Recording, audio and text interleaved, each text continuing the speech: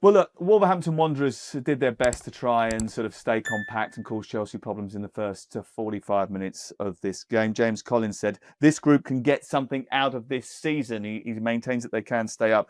Look, there's no point in sort of analysing it too much from Wolves' perspective on the basis that by the time we get back together again in a couple of weeks' time, they'll have a new manager, and that new manager is going to be Rob Edwards. Why has he taken the job? Does he really believe he can keep them up? And how annoyed are Middlesbrough?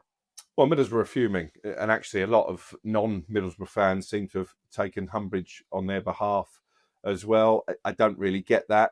My personal opinion is that rather than being pilloried for trying to save the club that he holds closer to his heart, I think we should applaud Rob Edwards for taking on the challenge, because I think they're doomed. If I was advising him, I would tell him to stay where he is, but he's got this pull to Wolves, having been a player there and interim manager at one stage. He grew up in Telford. He's still got strong family ties to the area, and I think that is what is driving him. It's not a money motivated decision, but it's going to be very difficult to keep them up because they've got a distinct lack of quality, although I'm told he believes this Wolves team is better than the Luton team that he did make competitive in the Premier League. So I think they will pick up results under his stewardship, but I don't think they're going to get enough points to save themselves. And the fact they've given him a 3.5-year contract, I think that tells you that Wolves are aware of the situation and they're planning already for life in the Championship next season, and see Rob Edwards as someone who can bring them back up if the worst happens. 27 games left, Kevin. Even if he averages a point per game between now and the end of the season, that is not going to be enough to save them, is it? No, and I don't think they have the depth of quality you need. I think that squad isn't fit for purpose. I think time and time again, they've sold key players for lots of money and haven't necessarily replaced them adequately. I think there are some good players in there. I think some of the midfielders, I think Andre's great. I think João Gomez is a player that other clubs would look at and take. I think that's what you're always looking at. Would other Premier League clubs take certain players? And they have. Cunha went. They usually do. Yeah, they usually do. But now you look at that team and you think, well, who would really be picked off? Very few, I think, is the truth of it. Strand Larsen maybe, and he obviously had his head turned in the summer by Newcastle, and that didn't quite work out. So that would be a big concern. I applaud it too. Because I think any time you have a manager who has an emotional connection with a club, I think that's an important starting point. And I always want that to work because I think that those community ties are really important in football and we forget that sometimes. So I think that's really great. But yeah, he's got a hell of a job. And I do wonder whether they are thinking, right, let's get in a position where, I mean, obviously they're going to, 27 games left, they're going to fight for a place in the Premier League. But I think in the backs of their minds, they'll know they've messed this up. And they'll think about how do we bounce back quickly if we have to. So the first thing will be about getting them in a structure where they can at least compete. I thought they did against Chelsea for large parts. I thought Garnacho was excellent, actually. And he is a player that the big question about him has always been consistency. We know he can do, great stuff. We know he's got good technical quality. We know he's quick. But he has to have an end product at the top end of the pitch, and he did that. Great cross for Gusto and great assist for the third goal as well. So, yeah, very, very impressive from him. But Wolves were pretty awful again in the most part. I mean, Garnacho is only 21 years of age, so I think there's a lot of room for growth there. And he's certainly, when he's at his best, he can deliver. And I think everybody knows that. It's just doing it week in, week out. And the energy as well to sort of, continue to work back when necessary. One of the things that has caused him to lose his place in the Chelsea team was the fact that Jamie Gittins would come in and outwork him and get back and help out Mark Cucurella in the left fullback position when things were going against them. I think it's a little bit easier for him when you're playing against a team like Wolves because you have a lot of the ball and you don't have to do as much tracking back. Yeah. So he prefers those matches.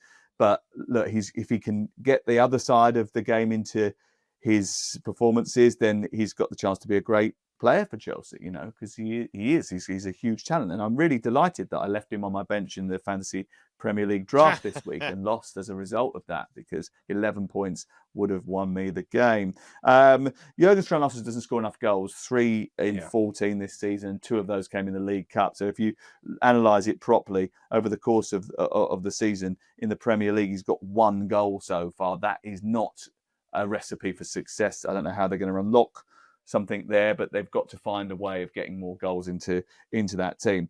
Chelsea, I don't care that everybody is going to laugh here. I don't care that people are going to say you are going over the top.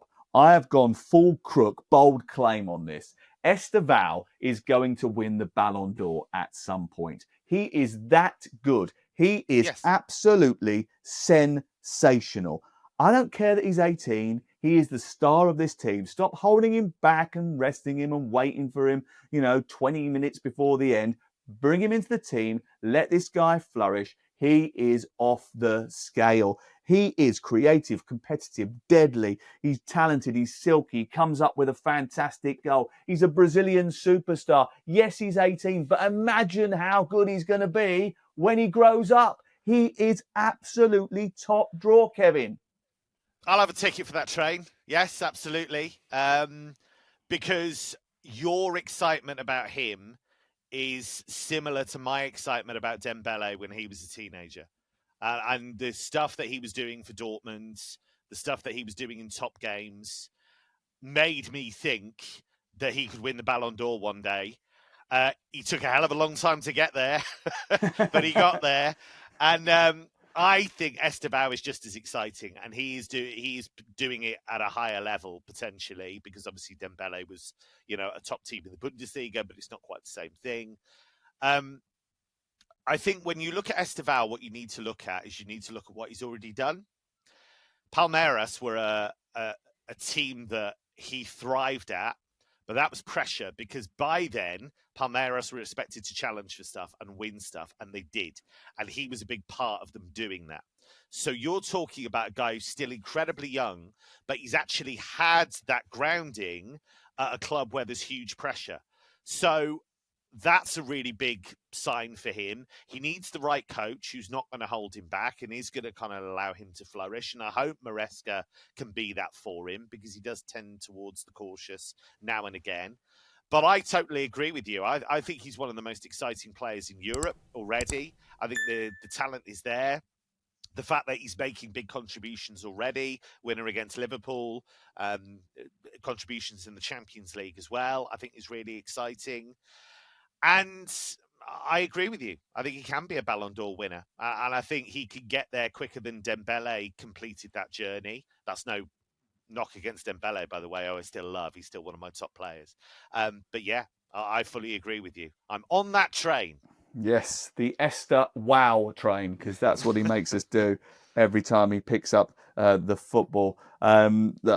Chelsea overall did the job the way that you expected them to. João Pedro, he obviously recognises the quality. And like I said to Crook last year, we were lucky enough to be in like some Chelsea groups or whatever, where everyone would always, every single week, send videos of this guy who was absolutely ripping it up from Palmeiras. And Chelsea had already bought him. We knew it was coming.